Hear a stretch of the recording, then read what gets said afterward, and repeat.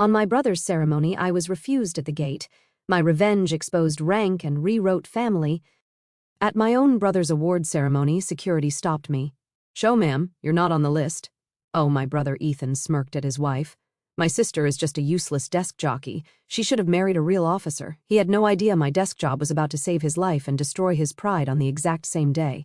And my name is Sophia Hayes. I am 34 years old, and on this brilliant May morning, the very air I breathed felt like a prelude to a familiar betrayal. It came in on the salty, sharp wind as I drove my car over the majestic arch of the Chesapeake Bay Bridge, the sun glinting off the water in a way that felt far too cheerful for the occasion. Ahead lay the hallowed grounds of the United States Naval Academy, Annapolis, a place where the stoic red brick walls seemed to hum with whispers of honor, discipline, and a very specific masculine brand of duty. Once I found a parking space. I watched them, the proud military families, their postures straight, their faces beaming as they strolled across the immaculate green lawns. Their sons and daughters, the midshipmen, stood like statues in their pristine dress whites, the embodiment of a legacy I was born into, but never truly allowed to claim. A quiet, complicated knot of pride for my younger brother Ethan tightened in my chest. It was a feeling I had learned to temper over the years, to shield with a well-worn layer of resignation. I knew my role today.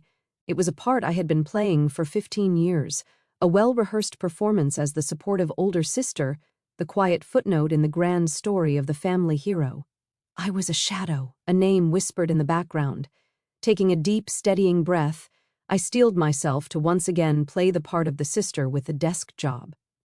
In at the main security checkpoint, I wore a simple beige trench coat I had deliberately chosen to conceal the crisp uniform beneath it, hiding the rank that rested on my shoulders.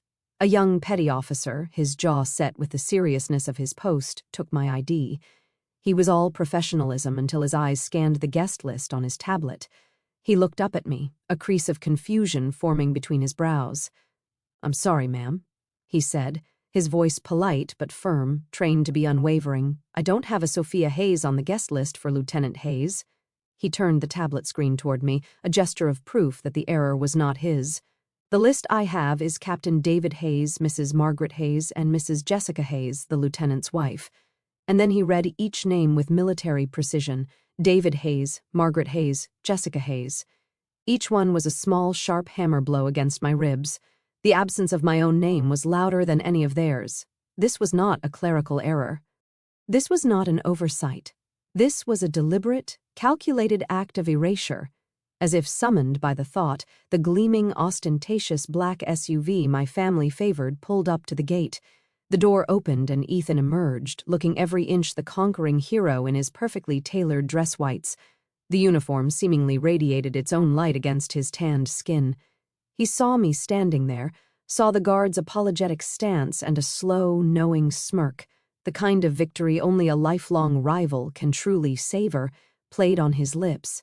Instead of stepping forward to vouch for his own sister, he leaned toward his wife, Jessica, and said, his voice carrying with perfect clarity for both the guard and me to hear, probably some paperwork mix-up. She should have married a real officer instead of playing with spreadsheets, and the cruelty of it was breathtaking. My mother, Margaret, suddenly found the clasp of her antique pearl brooch to be the most fascinating object in the world, her hands fluttering in a theatrical gesture of avoidance. My father, David, a retired captain, simply scowled, his face a mask of deep, impatient annoyance, not for the insult but for the public scene his daughter was causing. They didn't even look back. They walked past the checkpoint, leaving me behind as if I were a piece of luggage someone had misplaced, a lost item no one cared enough to claim, and a hot, creeping blush that had nothing to do with the sun washed over my face. Ethan's words were a slap, but my parents' silence was the true poison. It was complicity. It was the final, quiet confirmation of a lifetime of being told I was less, and the young petty officer, now trapped in this excruciating family drama, began to speak, his voice laced with professional discomfort. "Ma'am, I'm going to have to ask you to step aside." And I didn't argue. I didn't protest. I simply stood there, my posture rigid, my spine a rod of ice, and watched them go. I watched them disappear into the hallowed grounds that had rejected me on their command. And in that moment of profound public abandonment, the hurt didn't vanish. It simply crystallized. It cooled and hardened into something else entirely, a decision formed in my mind as cold and hard as steel. Fine. Let them believe it. A dangerous calm settled over me. The storm inside me went still, its chaotic energy consolidating into a single sharp point of focus. Today's performance would be one for the ages. He would not see a single tear. I would not give them that satisfaction. Standing there on the manicured grounds of the academy, an outcast at the gate, I felt the present moment dissolve. The sting of Ethan's words became a key, unlocking a vault of memories I had long kept under guard. The cool, controlled woman I was now faded, and in her place stood the ghost of a teenage girl, forever standing on the outside of a circle of light looking in. The memory that surfaced first was drenched in the smell of charcoal and freshly cut grass. It was the day Ethan's acceptance letter to the academy had arrived. My father, a man who rarely showed emotion beyond a stoic nod or a stern frown, had transformed. He'd thrown a massive backyard barbecue, inviting what felt like every retired and active duty officer within a 50-mile radius. He stood by the grill, tongs in one hand and a beer in the other, his voice booming with a pride he never used for me. He draped an arm around Ethan's shoulders and introduced him again and again as the heir to the Hayes legacy. Later, my mother brought out a huge sheet cake from the local bakery, the kind with overly sweet frosting and airbrushed decorations. In bold blue letters it read, "Congratulations, future Admiral." The whole world, it seemed, had stopped spinning for this one moment. It wasn't just a party. It was a coronation, a public declaration of the chosen son, and I, his older sister, was just a commoner in the crowd, a spectator at a ceremony held in my own backyard. I smiled, I clapped, and I felt utterly and completely invisible. The universe has a cruel sense of irony. That very same week, I had won a National Science Fair award. My project, a complex cryptographic algorithm, had been recognized as one of the most promising in the country. I remember holding the award in my hands, a heavy gold-plated medal on a thick ribbon. For a few hours I had allowed myself to feel a flicker of hope. Perhaps this, I thought, would be enough. I found my father by the fireplace that evening, reading the Wall Street Journal.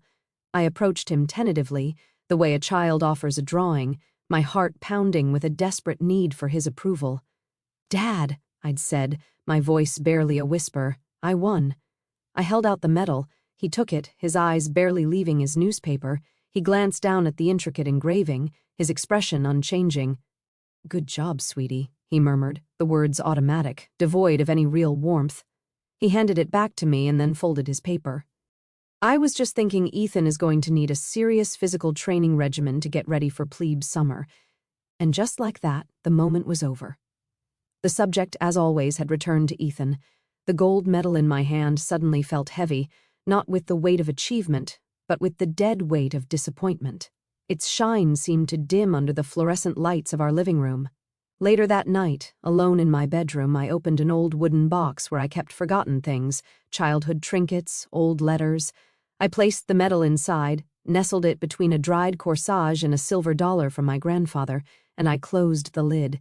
It became a secret I kept from the world, a silent, painful reminder that my victories, no matter how significant in my own world, were simply invisible in theirs. And that feeling of invisibility crystallized a few years later on the evening I told them my own career choice. I had gathered all my courage to announce that I had been accepted into the Naval Intelligence Program. My father muted the TV, his face hardening into the mask of disapproval I knew so well.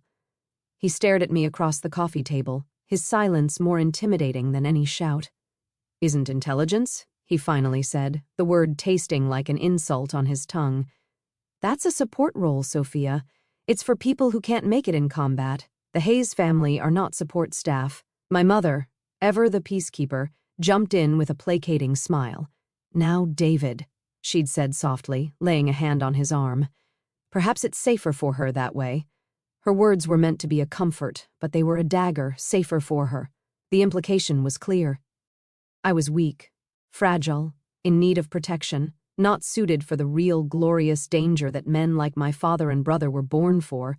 They didn't see my choice as strategic, as a different kind of warfare fought with intellect and analysis. They saw it only as a deviation from the path of glory they had laid out, a quiet failure to uphold the family tradition. That was the foundation upon which my entire career was built, on their dismissal. That was the fuel. The quiet, burning resentment from 1,000 tiny cuts had forged a resolve in me that they could never understand. And my family thinks I play with spreadsheets. They picture me in a sterile government office, a beige cubicle.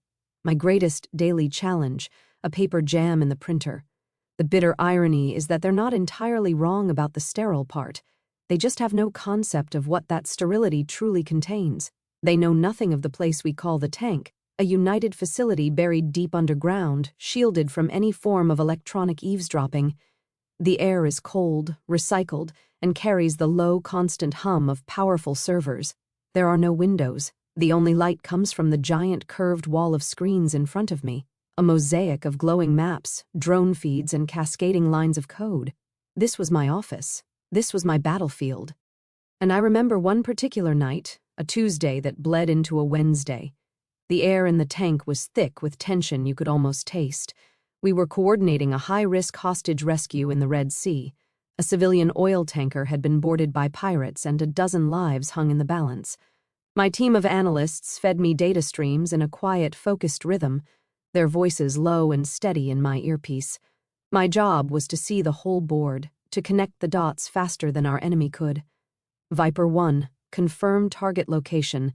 You are 2 mics out, I said into my headset, my voice calm, betraying none of the adrenaline pumping through my veins. On the main screen, a satellite thermal image showed a cluster of heat signatures on the tanker's deck. Eagle eye, give me thermal resolution on the bridge. I need a personnel count. And the image sharpened. 7 hostiles, 12 hostages huddled together.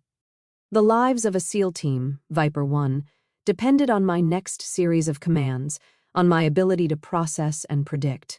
This wasn't a spreadsheet.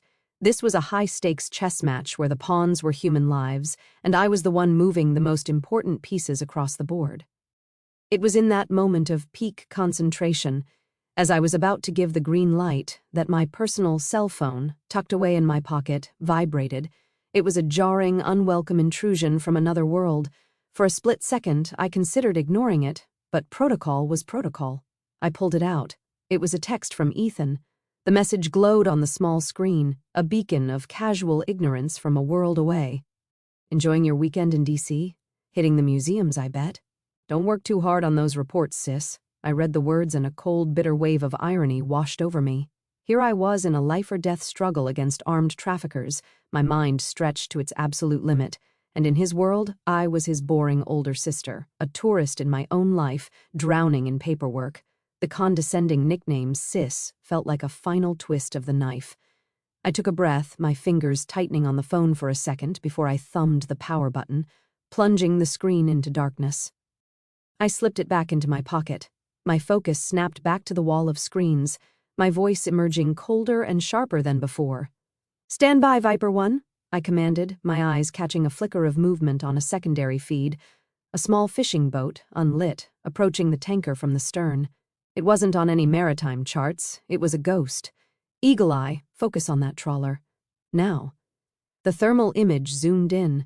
The boat was cold, but the shapes inside were not. 6 more heat signatures, armed, an ambush. They were waiting for the SEALs to board. Viper 1, abort. Abort, my voice was sharp, cutting through the silence of the tank. I repeat, abort the breach. You have a secondary hostile force approaching from your 6. They're walking you into a kill box. A wave of relief, silent and profound, washed through the room as the SEAL team confirmed the new orders. My analysis in that split second had just saved their lives. Hours later, at 3 a.m., I finally returned to my empty apartment in Washington, D.C. The adrenaline had faded, leaving behind a bone-deep exhaustion. The city lights twinkled through my window, a galaxy of strangers, none of whom knew what had just transpired in the darkness on the other side of the world. I walked to the liquor cabinet, my movements heavy, and poured a generous 2 fingers of Kentucky bourbon into a heavy glass. No ice. And I stood by the window, swirling the amber liquid. The silence of the room was a stark contrast to the controlled chaos of my work. I thought about the men of Viper 1, teammates whose faces I would never see, whose thanks I would never hear. I thought about the string of victories attributed to anonymous intelligence sources. Solitude was the price of this silent power. My family thought I pushed paper. They had no idea that those papers held the fates of nations, that the ink from my pen could move armies and shift the balance of power. They saw a desk job, I saw a global chessboard, and I had long ago accepted the terms of my service. I accepted the loneliness, the secrecy, the crushing weight of it all, because the mission was always more important than a wounded ego. Hope arrived when I least expected it, not in a blaze of glory, but in the quiet of a corner office in the Pentagon. It smelled of worn leather, old books, and freshly brewed coffee. 2 days after the Red Sea operation, 2 days after Ethan's text message had sliced through the tension of the tank, I was summoned by General Miller. He was my commanding officer, a 4-star general with a reputation for being as brilliant as he was tough. His office overlooked the Potomac, and the walls were covered not with medals, but with maps and photographs of him with soldiers in the field. He gestured for me to sit as he walked over to a coffee machine, humming quietly in the corner. "You look exhausted, Sophia," he said, his back to me. His use of my first name was unusual, a sign that this was not a formal debriefing. He turned around and handed me a heavy ceramic mug filled with steaming black coffee. It was a simple gesture, but in the context of my life, it felt monumental. And he sat down behind his large mahogany desk and looked at me, his gaze direct and piercing, yet completely devoid of judgment. It was the kind of look that made you feel seen, truly seen, not just as a subordinate or a set of skills, but as a person. "You saved 12 lives the other night," he stated, his voice a low, steady rumble. "And the lives of the entire SEAL team. The official report won't have your name on it for obvious reasons, but I know and the president knows." He leaned forward slightly, his eyes holding mine. "You should be proud of that." And I stared at him, the warmth from the coffee mug seeping into my cold hands. For a moment, I couldn't speak. In my world, praise was a foreign language. The concept of being seen for what I did rather than what I failed to be was so alien that my mind struggled to process it. I felt a crack form in the icy facade I had so carefully constructed around myself. I wasn't Captain Hayes's daughter. I wasn't Ethan's overshadowed sister. In this room with this man, I was just Sophia, and for the first time in a very long time, that felt like enough. Then he let the silence hang for a moment, allowing his words to land. Then he continued, "The Joint Chiefs have been discussing Operation Blackwater. It's been long enough. We believe parts of it can now be declassified." I blinked, my mind racing. Operation Blackwater was my masterpiece, a multi-year intelligence campaign that had dismantled a global terror financing network. It was the work I was proudest of, and it was buried under layers of the highest security clearance. "The decision has been made," he said, a faint smile touching the corners of his mouth.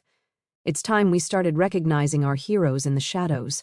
The Department of the Navy has officially nominated you for the Distinguished Service Medal," and I felt the air leave my lungs. The Distinguished Service Medal. It was one of the highest non-combat honors, a recognition reserved for senior officers who displayed exceptionally meritorious service in a position of great responsibility. I was stunned into silence. He began to speak about my career, referencing specific operations, strategic successes, and analytical breakthroughs, accomplishments I had locked away in classified files, accomplishments even I had almost forgotten in the relentless churn of the next missile. He saw the whole picture, the entire tapestry of my career, not just the disconnected, meaningless threads my family perceived. An unfamiliar emotion swelled in my throat. On impulse, driven by the unexpected safety of this space, I heard myself confess the one thing I never spoke of. "Sir," I said, my voice barely a whisper, "my own family, they think I have a desk job, they think I push paper," and I expected a nod of sympathy, perhaps a look of pity. Instead, General Miller leaned back in his chair and let out a deep, booming laugh. It wasn't a laugh of ridicule, it was a laugh of pure, unadulterated delight, of someone who appreciated a grand cosmic irony. "A desk job," he roared, shaking his head in disbelief. "Well then," he leaned forward again, his eyes twinkling with a sudden brilliant idea. "In that case, I think we ought to give them the biggest surprise of their lives." And he paused, letting the idea form. A master strategist seeing a new move on the board. Your brother's awards ceremony is next month, isn't it, at Annapolis? I nodded, confused. And how poetic would it be, he said, his smile widening, to recognize two of Captain Hayes's children on the same day, for two very different but equally vital forms of service to this nation. And his words landed in the silent, barren landscape of my hope, and bloomed. A wild, audacious idea took root in my mind, the thought that my truth, my real story, could finally be brought into the light, not by my own desperate explanations, but by the undeniable official recognition of the United States Navy. The thought was terrifying, and it was intoxicating. The seed of hope General Miller had planted felt fragile, a delicate green shoot in the barren soil of my heart. But my memory, a far more cynical and experienced gardener, immediately conjured the ghost of the last 4th of July, a day that served as a perfect, suffocating reminder of why such hope was a dangerous thing to entertain. The scene replays in my mind like a worn-out home movie, a tableau of quintessential American perfection. My parents' sprawling backyard in suburban Virginia, heavy with the smoky, savory scent of burgers and hot dogs sizzling on my father's oversized gas grill. An American flag, Old Glory herself, waving proudly from a pole on the porch, a large blue Coleman cooler sweating in the afternoon sun, packed with cans of Miller Lite and Coca-Cola. It was a picture-perfect Rockwellian painting of family and patriotism, and as always, I was just part of the background scenery, a detail to make the composition feel complete. The true focus, the sun around which our entire family solar system was forced to orbit, was Ethan. He held court on the freshly stained deck, a beer in hand, regaling a rapt audience with a tale from his last deployment in the Persian Gulf. It was a good story, I had to admit, full of roaring engines, tense standoffs, and split-second decisions. It was also about 80% fiction. I knew this because I had read the official after-action report, a document so classified that its existence was a secret. I knew that in the real event he was a supporting character, a competent officer who did his job.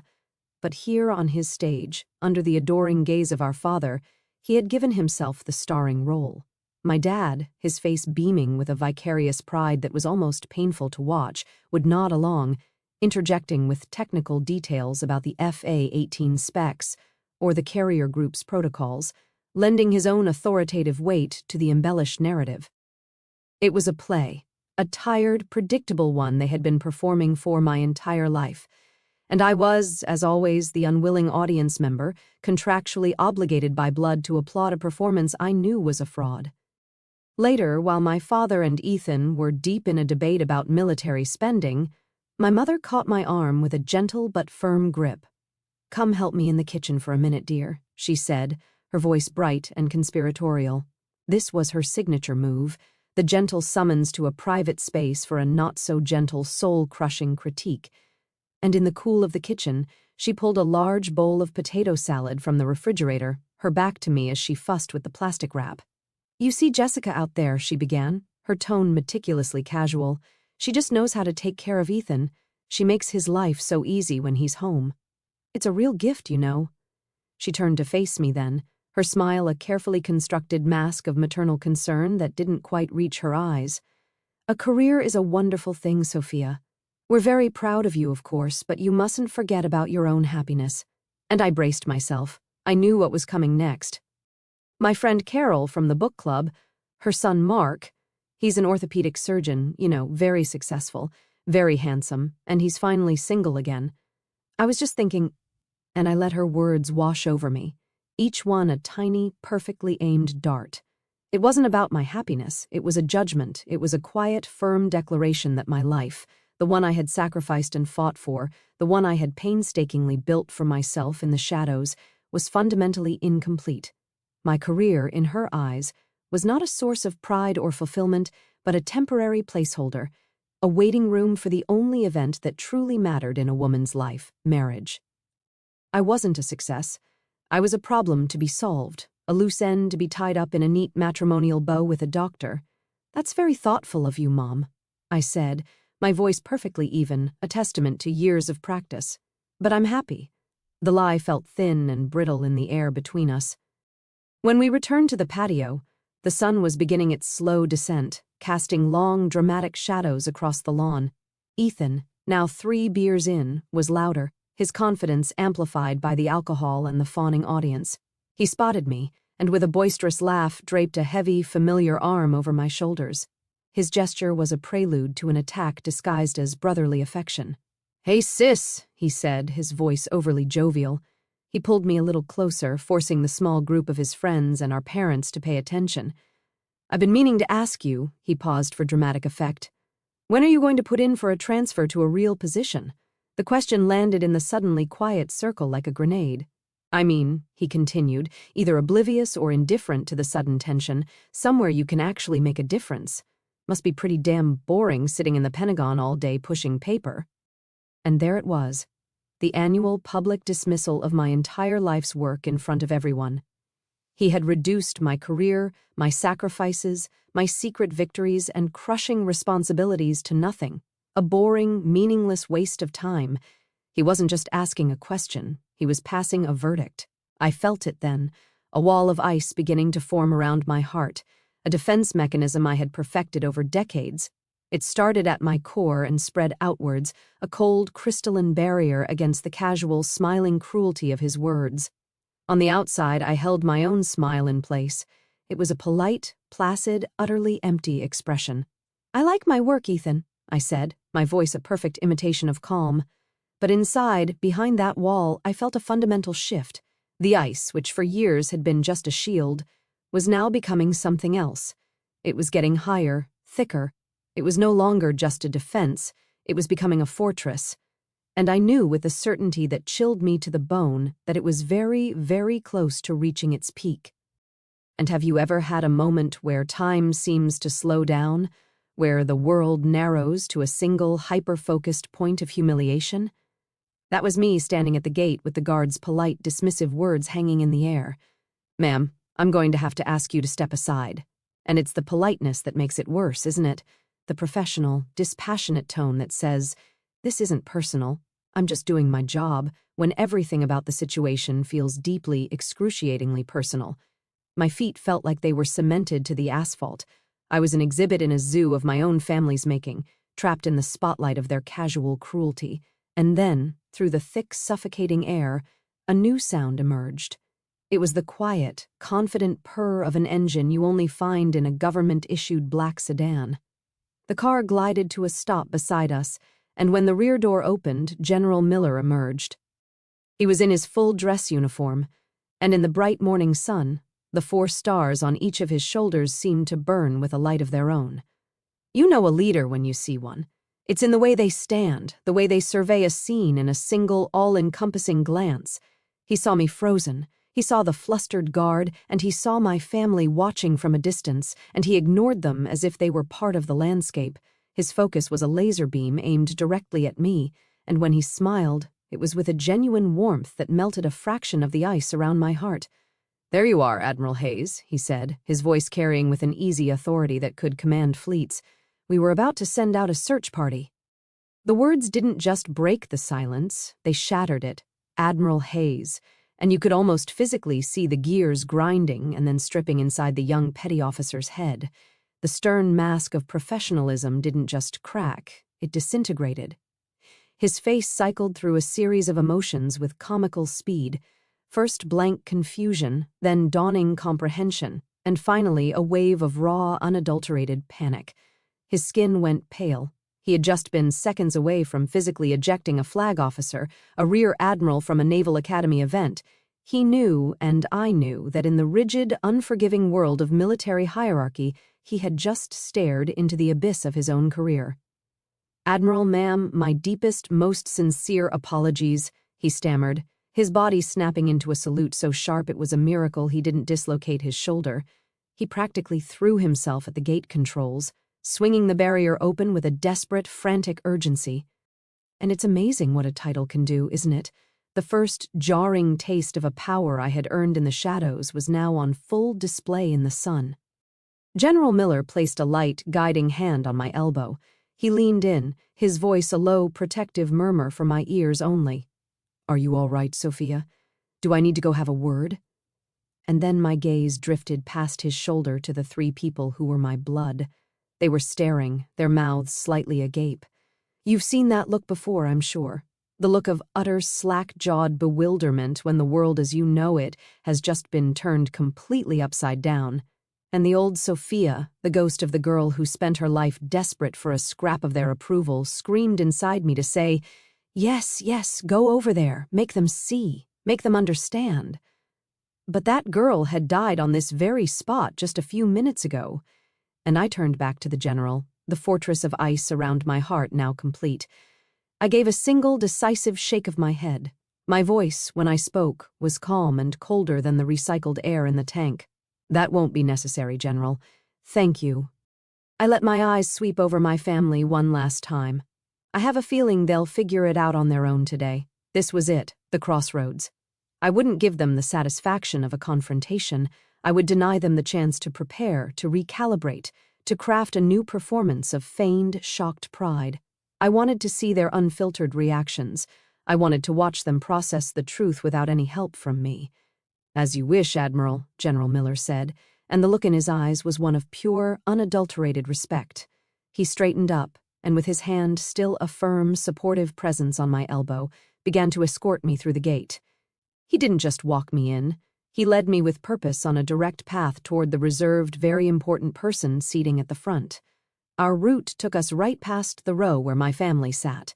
I kept my chin high. I kept my eyes fixed forward on the podium, on the flag, on my future. I did not grant them a single glance, but I felt their gaze on me like a physical force. As we passed, I heard it, a choked, incredulous whisper from my father to my brother. "Admiral?" And that one word, spoken in a tone of utter disbelief by the man who had dismissed my life's work, was the final echoing drop. A lifetime of slights flashed through my mind, the ignored medal, the condescending jokes, the endless gushing praise for Ethan's real service, every moment of feeling invisible, of being told I wasn't enough. It all came to a head in that single whispered question. The last drop had fallen. The glass was not just full, it had shattered. Today was not about asking for their approval. That ship had sailed long ago, and I was finally letting go of the rope. Today was about forcing them to reckon with the truth they had so comfortably, so cruelly chosen to ignore. My silence was over, but my answer wouldn't be spoken. It would be worn. It was in the 2 silver stars gleaming on each of my shoulders. General Miller led me to a private waiting room tucked away behind the main stage, a quiet sanctuary from the growing crowd. The room was simple, furnished with a few leather armchairs and a small table with a pitcher of ice water. He gave me a knowing nod. "Take a moment, Admiral. The ceremony begins in 15. Then he closed the door, leaving me alone with my thoughts and the faint, muffled sounds of the brass band tuning up outside. I walked over to the full-length mirror on the far wall. The woman looking back at me was a stranger and yet more myself than I had ever been. There was a nervous energy thrumming just beneath my skin, the familiar adrenaline rush that comes before a major operation. This was no different. This was a strategic maneuver, one that required careful, deliberate preparation. My hands moved with practiced precision. I slipped off the beige trench coat, the civilian armor I had worn for so long. I folded it neatly and placed it on a chair. It lay there, a soft, crumpled symbol of the person I used to pretend to be, a ghost, and beneath it was the crisp, immaculate uniform of the United States Navy, the service dress whites. I took a moment to adjust the fit, smoothing the fabric over my shoulders. Then, from a small, velvet-lined box I took from my purse, I retrieved my rank insignia, 2 silver stars for each shoulder board. They were cool and heavy in my palm. This wasn't just about dressing for a ceremony. This was a silent, personal ritual. With slow, methodical movements, I affixed the stars to my shoulders. Each click of the pin into its fastening was a decisive sound, a final confirmation. Click. This is who I am. Click. This is what I have earned. I was no longer just Sophia Hayes, the quiet daughter. I was Rear Admiral Hayes, a flag officer in the most powerful navy in the world. I was dressing myself in the truth. When I stepped out of the waiting room and back into the designated very important person section, the atmosphere had changed. The seats were filling up, a sea of uniforms and formal attire. A few senior officers, a vice admiral I knew from the Joint Staff and a Marine Corps general, spotted me. Their faces lit up with genuine recognition. "Admiral Hayes," the Vice Admiral said, extending his hand. "I heard they were finally declassifying Blackwater, a phenomenal piece of work. Congratulations." "Long overdue, Sophia," the Marine General added with a gruff, approving smile. "You and your team ran circles around them. We owe you one for that."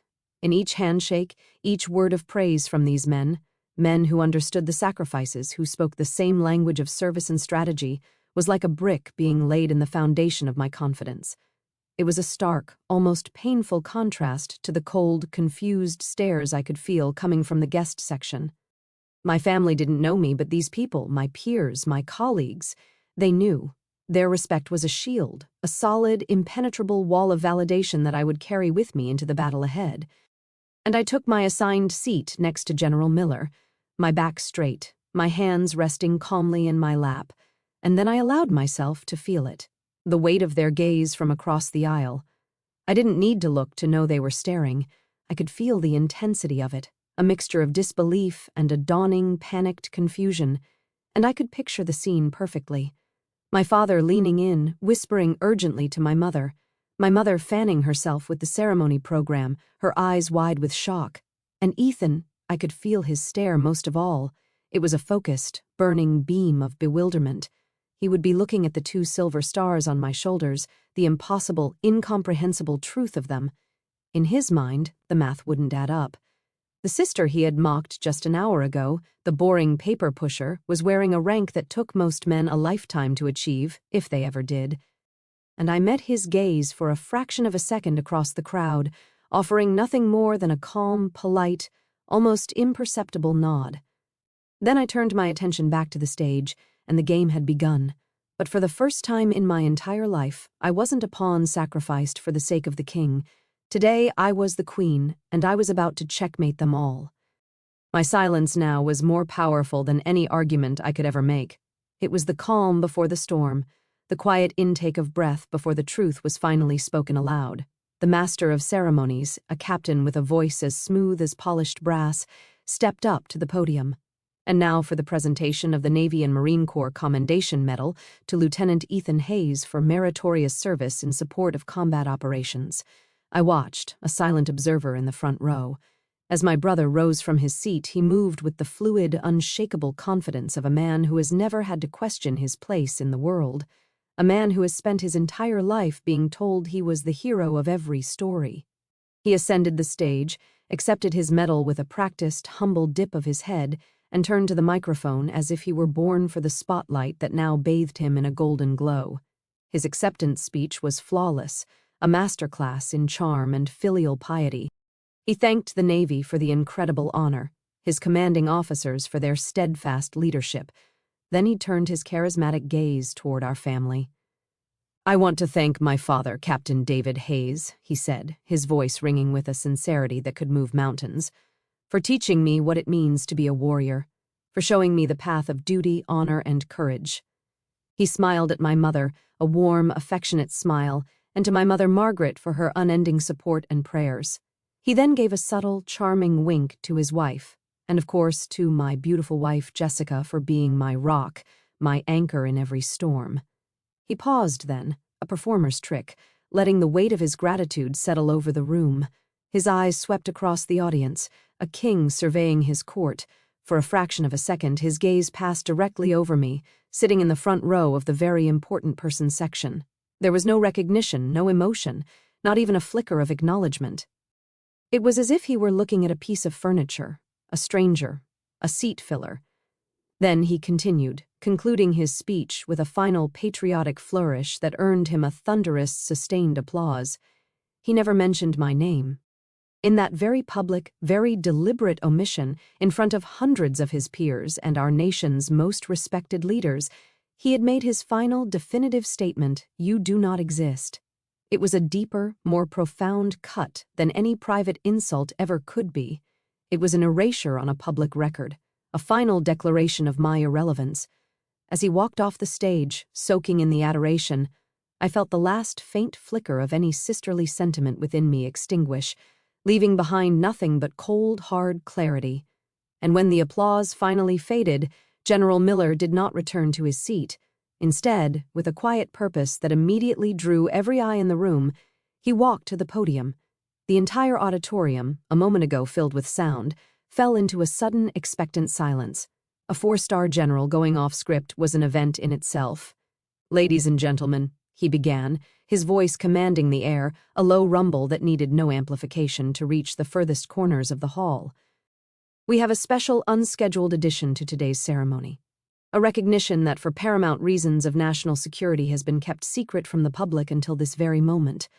A low, intrigued murmur rippled through the crowd. I saw Ethan, now back in his seat, lean over and whisper to my father, a confused frown creasing his brow. General Miller continued, his words painting a vivid picture for the captivated audience. "We often and rightly honor the heroes we can see, the warfighters on the front lines, the pilots in the sky, the sailors on the seas. But there is another kind of hero, one who serves in the deepest shadows of the world, one whose victories are not measured in territory gained, but in tragedies averted, in lives saved. Their battlefield is a global network of whispers, data, and secrets." The air was now thick with anticipation. The audience was leaning forward in their seats, completely under his spell. Today, the general boomed, his voice resonating with a fierce pride. "We have the distinct honor of finally recognizing the commander of the now declassified Operation Blackwater, one of the most successful and critically important intelligence operations in the modern history of the United States Navy." And I could hear my father's voice, a hoarse, confused rasp carrying across the aisle. "Blackwater? What the hell is Blackwater?" And then General Miller's gaze lifted from the crowd, sweeping over the rows until it landed directly on me. He held my gaze. A spotlight in human form, and a small, almost imperceptible smile touched his lips. "Ladies and gentlemen, it is my profound honor and my personal privilege to ask her to the stage, Rear Admiral Sophia Hayes." And for a single, solitary heartbeat, there was nothing. Absolute, deafening silence. The world seemed to hang, suspended in a universe of stunned disbelief. And then, like a brushfire, a wave of whispers swept through the auditorium. "Admiral Hayes? Did he say a rear admiral?"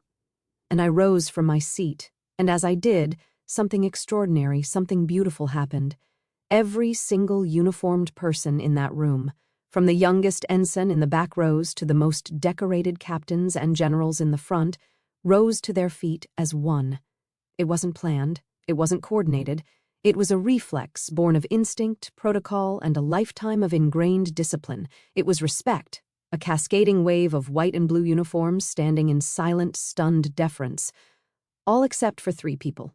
My family remained seated, frozen in their chairs as if a gorgon had turned them to stone. They were a tiny, isolated island of shock in a vast, rising sea of honor. My father's face was a mask of pure, slack-jawed incomprehension. My mother's hand was pressed hard against her mouth, her eyes wide with a dawning horror that was almost theatrical. And Ethan's face was ashen. The confident golden boy tan had vanished, replaced by a pale, sickly, almost green pallor. I walked toward the stage. Each step was steady, deliberate, confident.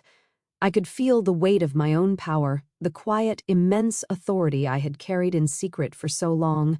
I was no longer a shadow. I was walking into the light. On the stage, General Miller took the Distinguished Service Medal from its rich, velvet-lined box. As he pinned the prestigious medal to my uniform, he leaned in. His voice a low whisper meant only for me. "Time to tell your story, Admiral." He turned back to the microphone, but he did not simply read the official dry citation. He told the approved story. He spoke of the youngest rear admiral in modern naval history, a ghost who had commanded a global intelligence network from the deepest parts of the shadow world. He spoke of strategic victories that had averted regional wars, of intel that had directly saved the lives of over 5,000 civilians in a single year. He painted a picture of a new kind of warfare, fought not with guns, but with intellect. And then he delivered the final, devastating, perfectly aimed blow. "And just last year," he said, his voice ringing with emphasis, with purpose, "it was actionable intelligence gathered and analyzed in real time by Admiral Hayes's unit that directly resulted in a U.S. destroyer being saved from a catastrophic, coordinated anti-ship missile ambush in the Persian Gulf. I let my eyes drift from the general, from the cheering crowd to my family, and I watched the truth detonate in their faces. My father looked like he had been physically struck, his body rigid, his eyes seeing something far away, replaying a history he never knew. My mother let out a small, strangled gasp, her knuckles white where her hand was pressed to her lips. But it was Ethan's face I will remember for the rest of my life. The blood drained from it completely. The confusion was gone, replaced by a sickening, horrifying dawn of absolute comprehension, and he knew exactly which destroyer that was. It was his. The applause felt like a distant ocean roar. Standing on that stage, with the weight of the medal on my chest and the respect of my peers surrounding me, I felt a sense of quiet, profound release. The battle was over. The truth was out. At the reception that followed, a grand ballroom filled with the clinking of glasses and the low hum of important conversations, I was no longer a shadow. I was a center of gravity. A group of congressmen from the House Armed Services Committee were congratulating me when I saw them approach. My family. They moved together like a wounded animal, a tight defensive cluster cutting through the crowd. Ethan was in the lead, his handsome face a hard, tight mask of fury. My father followed, his expression unreadable, a complex mixture of shock and something I couldn't yet name. My mother trailed behind, clutching my father's arm, her face pale. They stopped a few feet away. The congressman, sensing the sudden drop in temperature, politely excused themselves. Ethan didn't wait for them to be out of earshot. "Rear Admiral Hayes," he said, his voice a low, venomous hiss. He spat the title like it was a curse. That was quite a performance. My father remained silent, his eyes for the first time refusing to meet mine. "You lied to us," Ethan continued, his voice rising, drawing a few curious glances. "You lied to all of us for 15 years. You let us believe you were nothing, a failure." And then I saw General Miller across the room catch my eye. He gave a subtle, almost imperceptible signal to one of his aides. A young, polished lieutenant commander appeared at my elbow instantly. "Admiral," the aide said smoothly, his voice a calm counterpoint to Ethan's rising anger. Perhaps this conversation would be more comfortable in the private conference room, and he led the way, and my family had no choice but to follow. The walk down the quiet, carpeted hallway felt like a march toward a final, unavoidable sentencing. Inside the soundproofed conference room, with the door firmly closed, Ethan's carefully contained rage finally exploded. "Why?" he yelled, his voice cracking. He began to pace the length of the room like a caged tiger, his fists clenched at his sides. "Why would you do that to us? You turned your own family into a laughingstock out there. You stood by and let me lecture you about sacrifice, about service. You were laughing at me the whole time, weren't you?" And he spun to face me, his eyes wild with a wounded pride I knew all too well. It was the Hayes pride, the pride of the warrior. "I was on the front lines," he shouted, jabbing a finger at his own chest. "Dad was on the front lines. We served. And you sat in a goddamn air-conditioned office playing war games on a computer, and you get a medal bigger than both of ours combined. It's a joke. It's insulting." His words were a desperate, frantic attempt to rebuild the pedestal he had just been knocked from. He wasn't angry that I had lied. He was angry that I was more successful than he was. He was angry that my desk job had saved his life. And I let him vent. I let the storm of his ego break against the calm, silent fortress I had become. I walked over to the mahogany conference table, poured a glass of water from the crystal pitcher, and took a slow, deliberate sip. I waited until his shouting subsided into ragged, heavy breaths. And only then did I speak. My voice was quiet, devoid of any emotion, as flat and calm as a still lake. "I was never laughing at you, Ethan," I said, setting the glass down with a soft click. I was doing my job, a job that by its very nature required absolute secrecy, and I shifted my gaze from him to my father. For the first time, he looked me in the eye. "Did you ever once ask me about the specifics of my work, Dad?" I asked, my voice still quiet, still controlled. "Or did you just assume it was paper pushing because it didn't involve a weapon?" I turned to my mother, who was now weeping silently into a handkerchief. "Did you ever once ask me if I was happy with my career, Mom? Or did you just ask me when I was going to get married?" I looked back at all of them, the jury of my childhood. I didn't lie to anyone. I simply stopped trying to explain myself to people who had already decided they weren't going to listen. My words hung in the air, a final, damning verdict. The silence that followed was heavy, absolute. My father, the indomitable Captain David Hayes, seemed to shrink before my eyes. He bowed his head, and in that moment, for the first time in my life, he looked old. He looked defeated. And just then, the sharp, distinct ring of my encrypted satellite phone cut through the silence. It was a sound that meant only one thing: duty calls. I glanced at the screen, then back at the shattered remains of my family. "I have to take this," I said, my voice crisp and professional again. "It's a call I can't miss." And I turned and walked toward the door, my heels clicking softly on the polished floor. I paused with my hand on the doorknob, my back to them. I allowed one last small piece of my old self to speak. "Ethan," I said, the words feeling foreign but necessary, "I love you, but I will not be dismissed by you ever again. If we are going to have a relationship from this day forward, it will be one that starts with respect, real respect." I let the words hang in the air for a moment, a final, non-negotiable term of surrender. Think about it. And then I walked out of the room, closing the door softly behind me, leaving them alone in the echoing silence of the truth. 6 months passed. 6 months of careful, tentative steps across a newly drawn map. My ultimatum at the ceremony wasn't a finish line. It was a starting line for a different kind of relationship, one I wasn't sure my family was capable of running. I walked into my parents' living room on a quiet Sunday afternoon. The first thing I noticed was something new against the far wall. It was a beautiful, glass-fronted display cabinet made of dark cherry wood. My father was there, a soft cloth in his hand, carefully polishing the glass. His own medals and my grandfather's were arranged tastefully on the lower shelves. But in the center, on the main shelf, at eye level, sat my Navy Distinguished Service Medal. It was flanked by a framed, high-resolution photograph of me on the stage at Annapolis with General Miller pinning the medal to my uniform. My mother came in from the kitchen carrying a plate of her classic chocolate chip cookies, still warm from the oven. She smiled at me, a real smile, one that reached her eyes. "Your father built that last month," she said softly. "He said it was the first time the Hayes family display case told the whole story of service. Not the story of the men, not a story of combat versus support, just service. It was a small change in wording, a subtle shift in the family narrative, but it felt as significant as the moving of a continent." That evening, dinner was different.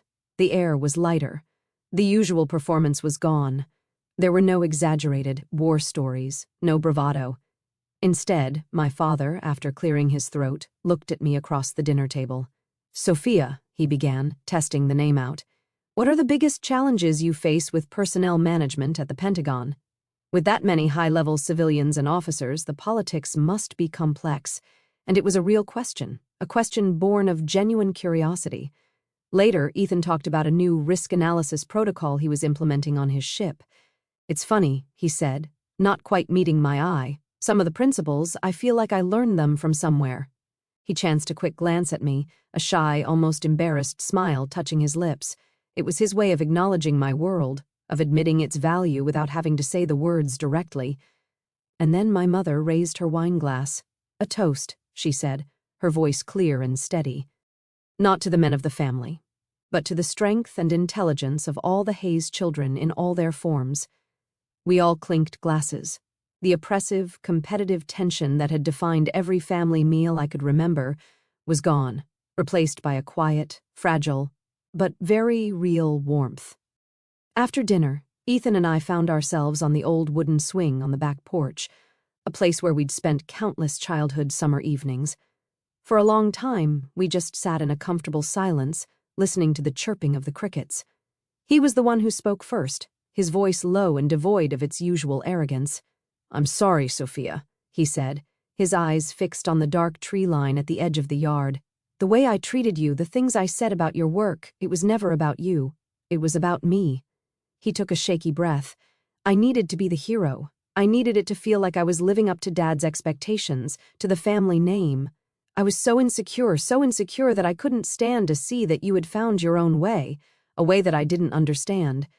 His confession was a balm, a healing medicine for a wound I didn't even know was still bleeding, and I felt a real smile, a genuine, unforced smile spread across my face. "Thank you for saying that, Ethan," I said softly. I looked out at the yard, at the fireflies beginning to blink in the twilight. For the longest time, I thought I needed this family's approval to feel whole. I thought my value was something you all had to give me. I placed a hand over my own heart. But all those years of being misunderstood, they taught me something more important. My worth isn't determined by anyone else. It's right here. It always was. I looked at him. Having you all finally see it, that's a gift, a wonderful gift, but it's not a prerequisite anymore. Ethan nodded slowly, a look of profound understanding on his face. I'm really proud to be your brother, Sophia, and for the first time I could say it and mean it with every fiber of my being. I'm proud to be your sister. The peace I felt in that moment wasn't a victory. It was something better. It was acceptance. It was a dawn I had made for myself. Admiral Sophia Hayes's journey is a powerful reminder that our true worth is never determined by others. Perhaps her story brought to mind a moment in your own life, a time you had to draw a line in the sand or when you realized your peace of mind was non-negotiable. We believe those moments deserve to be honored. If you've ever felt like Sophia, let us know in the comments below. For more stories that empower and validate, subscribe to Chosen Revenge, where a new story is always waiting to honor yours. Your experience matters here.